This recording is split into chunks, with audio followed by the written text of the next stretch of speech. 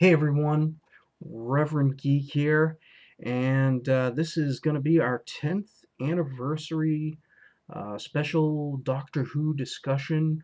Um, I'm just kind of coming in and going to give you my thoughts on the revival. I was a fan of the original series, if you want to call it, classic Who, old Who. And there's a lot of people that have just a lot of different opinions about what Doctor Who should be called. In truth, all the 2005 revival is a continuation of the original series, which ended in 1989 and had a TV movie in 1996, which was up until recently the only appearance of the Eighth Doctor. So, with that, let's just jump right in. So, as we get into the new Doctor Who, I don't know what you want to call it. I still call it Doctor Who because one, they kept the numbering going, and two, this really isn't a reboot of the series. But let's just get into it. We had the Ninth Doctor, Christopher Eccleston, who came in, and we would soon find out after the first adventure, Rose, which was an interesting one because we had the Autons come back, and a little bit of the history was kind of revealed, albeit not clearly, but we did understand in the first episode that he had just recently regenerated, at least recently to his recollection. It's kind of hard to believe that he would not have seen his face in a mirror, but had many pictures that Clive had been showing Mickey and Rose at the time about the Doctor, and so you kind of just have to go with it. But Eccleston was an interesting Doctor. I really liked him. He surprised everybody with the announcement at the end of the week, or just after the first episode ran, that he was only going to be the Doctor for one season. So we knew that a regeneration was going to be coming. But his Doctor does have an interesting history. Um, we do find out by episode 2 and episode 6, which is The End of the World in Dalek, that he is responsible for the annihilation of the Daleks and his people, the Time Lords. And you can see this. There are times where he is very much a PTSD sufferer, somebody who is holding back a lot of rage and anger and guilt from the war, the Time War, as we found out it would be called. And he's just one of those guys that it's very interesting to see this go. We get by the time we get into the two-part of the probably definitely two of the best episodes of the new series so far, and definitely his classic episodes, which is the Doctor Dances and um, the Empty Child. That he just wants that one victory, and so we get it. We see it. We understand his joy because for once no one dies. No one dies. And he is able to survive and go on. And by the time we get to the two-parter, and we finally see that this Doctor is going to no longer be with us, um, we've come to love him. And I'll tell you, for a while, I really held on to Eccleston. I wanted him to be my favorite Doctor.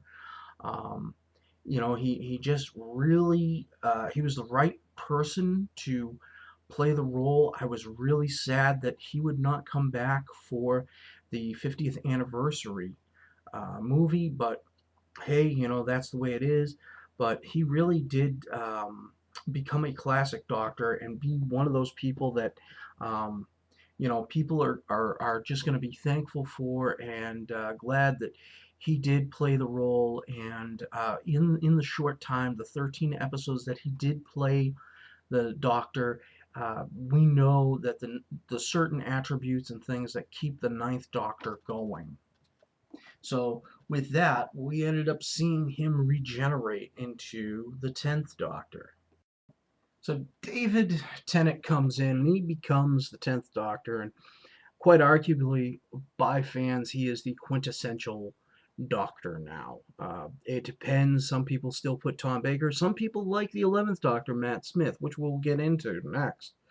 But as we get into David Tennant, he comes in and he has a very lovable Time Lord. He seems a lot less repressed from the post traumatic stress, if you will.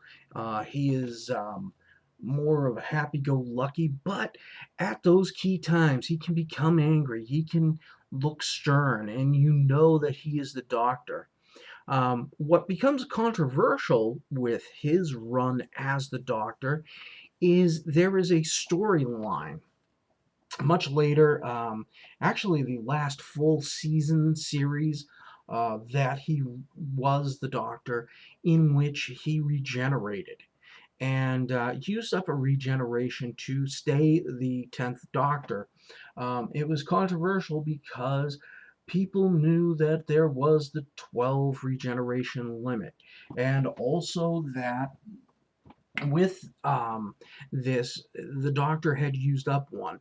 It would seem that he does shoot the energy into this hand and that he had a plan to go back eventually whenever he needed to and use that energy to regenerate into a new form, if you will, a new personality. But this regeneration does result in a slight altered personality. When we first meet the Doctor 10.1, if you will, he does have that happy-go-lucky, all in love with Rose personality. The Doctor 10.2, though, seems to be more obsessed with staying the Time Lord victorious, as he calls himself, trying to write things by his own rules, which he cannot, and that's what's pretty much established. So he ends up having to eventually regenerate, but one of the things is we get many of the classic stories within the David Tennant run that people have come to know. Girl in the Fireplace. There's the Master trilogy. Um, we get the Doctor's Daughter, which brought in an interesting character that we have not seen, and many people have wanted to see, but we don't know if we will see again. But it really speaks volumes that when you have a Doctor of this magnitude, somebody that has gone for 3 seasons, 3 complete series as the Doctor, and then does the 5 specials the following year, and decides that he wants to regenerate, we get a 2-part special, which kind of set things a little bit off, but really does bring the Doctor full tilt. This Doctor is probably best known also for being the first Doctor to um, share the screen with a previous Doctor. The Time Crash special for the Children in Need brought the 10th Doctor alongside the 5th Doctor, where David Tennant starred alongside his future father-in-law, previous Doctor Peter Davison. So the template is done, and this was again written by Stephen Moffat, who was set with the regeneration from the 10th to the 11th Doctor to take over from Russell T Davies as the showrunner. So with that, we go on to the 11th Doctor. Now, Matt Smith comes in, and he's instantly a lovable, likable guy. It's even, I think, hard for some fans who liked and loved David Tennant. I think a lot of fans were won over to Matt Smith's side. I know myself, I count David Tennant as my Doctor, but Matt Smith is a close second because one of the great things about him is, one, he could play it with a comedic flair. Two, there were many times, many times, he, as the youngest actor to play the role, taking over at 26 years of age, he just really could play that 900-year-old role, and you thought you were looking at William Hartnell, the original First Doctor. He just played it very close to the ear, and it was kind of interesting to see him age as the last episode with him detailed him having to stay on a planet for 300 years and just age him. But he comes in and he has Rory and Amy pretty much as his companions for pretty much the whole run of the series, except for the final half of Series 7 when he gets Clara. But, you know, whatever you want to say about Matt Smith, he just brilliantly brought a lot of fans in. He brought younger fans into the show, and he really had this gusto.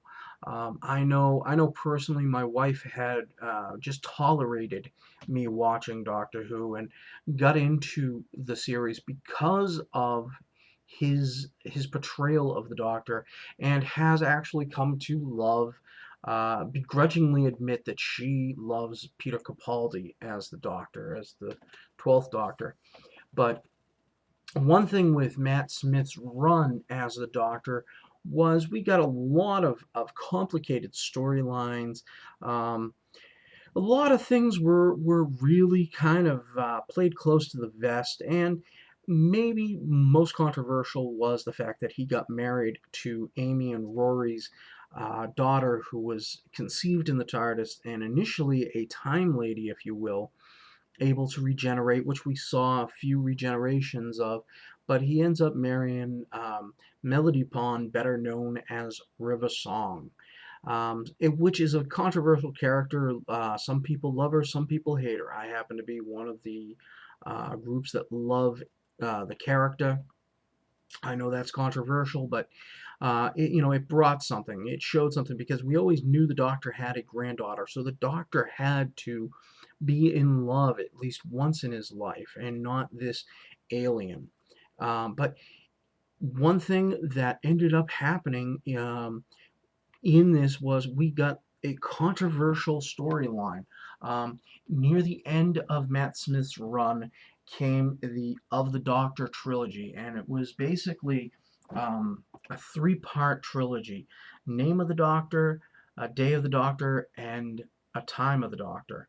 And we get a little bit of something in there, which we're going to explain when we kind of transition off a little bit. But one of the things was that we had found out that he had a previous incarnation between the Eighth and Ninth Doctor.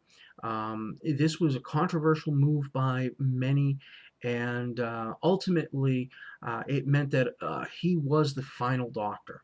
And so, what was going to happen? And needless to say, in the special, it was revealed that he did not destroy the Time Lords. He actually saved them.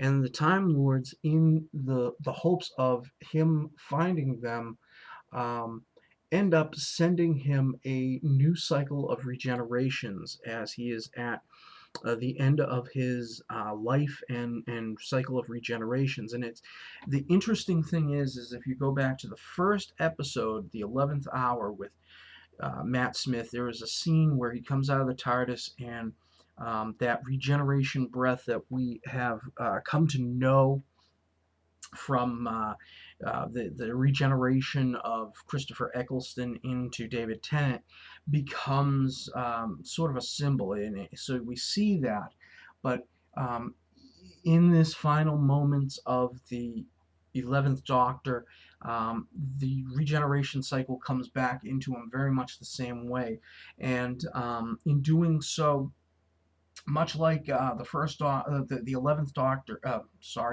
the 10th Doctor with his explosion inside the TARDIS, there is a huge explosion of energy here as the new cycle takes effect. So when we end up seeing him again, the Doctor is back to being young, but it's not to be. Clara is saddened to know that she will not see her friend again, and we end up going right into the 12th Doctor. But before we get there, I want to explain how we ended up using up all our regenerations. In an interesting and controversial move, what ends up happening, Moffat gives us this story, Night of the Doctor. It's one of the 7-minute mini episodes that has become popular with the series over the last 5 years.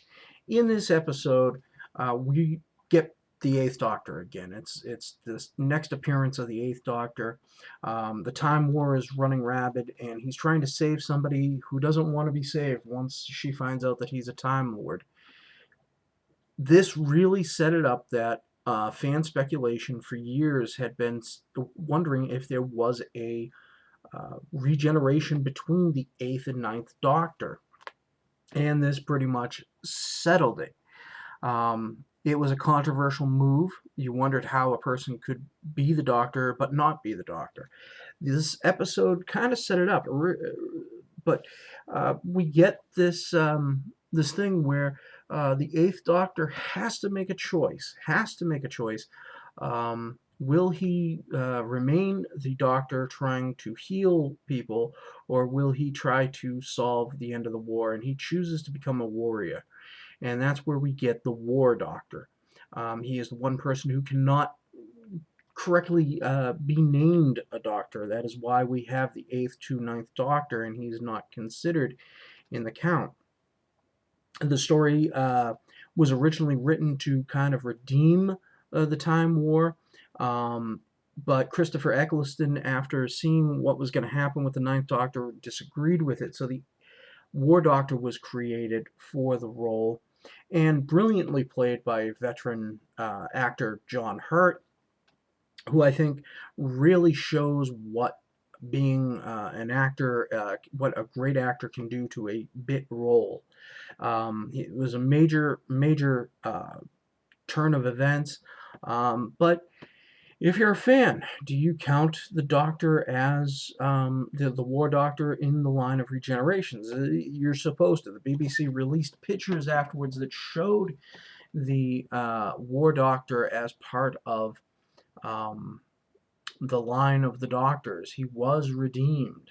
That's what the 11th and 12th Doctor know about the War Doctor, is that he is not the black sheep of the family anymore. Also, fans have been kind of at war with this. Some fan posters show the 11th Doctor in the line, and others, well, they just don't. But in the end, I count the War Doctor as a doctor. He is a doctor. He earned the title Doctor at the end of his life, and we do get to see him regenerate into the 9th Doctor. We finally come to the 11th Doctor, played by Peter Capaldi, who has really, in his first year of doing this, has really brought himself about. A lot of people thought he was an excellent choice. He is a lifelong fan of the Doctor, and he is more of an alien Doctor. He's not the huggy type, as he told us in the first episode. And one of the things that we got in the first episode was he brought back the defender of Earth, so to speak. He defended the Earth against these time clock aliens that were similar to ones that we met in Girl in the Fireplace. But he really brought about an excellent Doctor to us. One of the things about him is he is very alien. He is one of those things. He can't understand Clara's need for a relationship. He cannot understand certain little tidbits. He's not too sure of himself in many ways. But of course, that's the one thing about this. This is still the first year of his existence. We're going to get his second series soon. And one of the things about the Doctor that we didn't get, like with the 9th Doctor, is sort of the evolution of the Doctor, who he is, what he is, and what it means. And if you go back to the 10th and 11th Doctor, they changed over the seasons, and they just became more likable and more adventurous in different ways. And we got some of that. One of the things about it was near the end of this run with this first season with Capaldi, we got to see the Doctor for what he is. We know that the Doctor loves children. He's kind of says that he doesn't, but we see when it comes to a child, the Doctor does care. The Doctor is there, and we learned through one of the episodes why the Doctor will always be there for a child in need. But in the end, Capaldi has really brought a lot of fans, both classic fans and current fans, back to the show, and it's really in excellent hands. And right now, I am just eager to see what he is going to do come Series 9, which will be later this year. A lot of fans have been clamoring, will we see Smith or Tennant or even Eccleston back? Would we see McGann back as the Eighth Doctor? How about the War Doctor? That's really not ours to know, but who knows? Anything can happen. So this is Reverend Geek, and I hope you enjoyed this retrospect of the first 10 years of this current run of Doctor Who. And